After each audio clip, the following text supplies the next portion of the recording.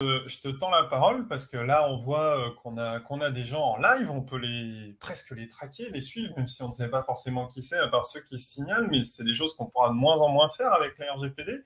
Et ça a eu beaucoup d'impact pour tout le monde. Et toi, tu avais une actualité, pardon, sur la partie mise à jour, Tag Manager, sur ce sujet-là. Alors, Ouais, qu'est-ce qui peut nous donc, passer? actu publié directement sur le blog Google Ads, qui nous parle de cette fameuse nouvelle règle RGPD et des cookies, mais surtout qui annonce un début de solution.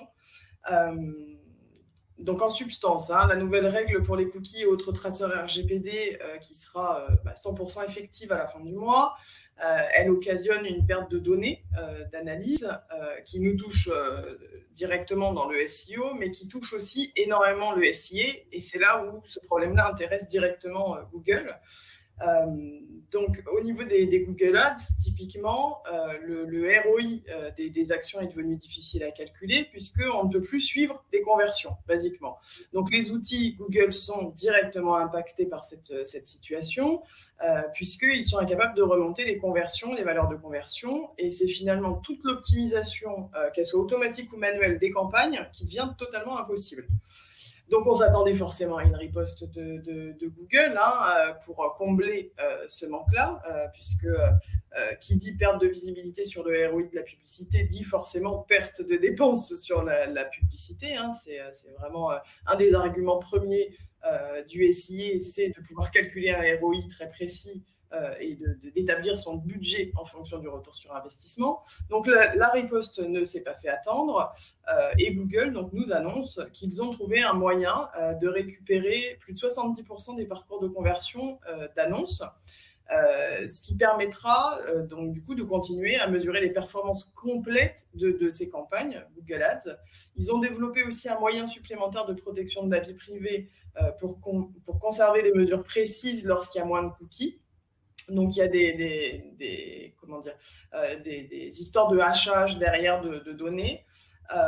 Les conversions améliorées, qui sont le nouvel outil qui va être mis à disposition, permettent aux balises d'utiliser des données propriétaires autorisées. Donc, c'est-à-dire qu'ils vont aussi permettre directement depuis les outils de dire cet utilisateur-là a autorisé le tracking, donc ça, tu peux tracer. Parce qu'il y a ce problème-là derrière aussi, c'est que là, on est dans un système, on peut tracer, on ne peut pas tracer. Là, l'idée, c'est vraiment pour eux d'affiner et de faire en sorte que le tracking puisse suivre réellement et de façon plus fine les utilisateurs qui acceptent le tracking des données statistiques et pas de la publicité. Donc, concrètement, on a une nouveauté qui s'appelle la modélisation de conversion. Donc Google va utiliser du machine learning pour faire le lien en fait entre les données observées, les tendances historiques, et il va venir combler les blancs de tout ça avec ce qu'on pourrait appeler de l'IA, mais même si ça n'en est pas, mais voilà, il va venir combler avec les informations qu'il a déjà et l'historique, les blancs, pour permettre aux utilisateurs d'avoir une vision complète de leur conversion sur leurs ads. On est bien sur les ads, même si cet outil-là, a priori, devrait être intégré à Google Tag Manager. Donc, on peut espérer aussi retrouver un petit peu côté data SEO aussi de suivi. Donc, c'est un mix de data, de machine learning qui va permettre visiblement à Google de redonner un peu de visibilité à ses annonceurs.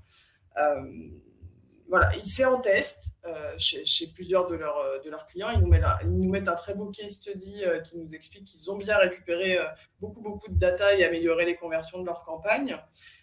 Du coup, voilà, il faut attendre de voir. On en saura plus le 27 mai à 17h, puisqu'il y a le Google Marketing Livestream 2021 et que l'article nous explique très clairement que ce sujet-là en particulier sera abordé pendant cette conférence en ligne. Donc, pour tous ceux qui sont intéressés par le SIA et cette problématique justement de perte de data au niveau d'AdWords et de leur campagne, le conseil à donner, c'est d'être au rendez-vous le 27 à 17h pour aller voir cette conférence et en apprendre plus.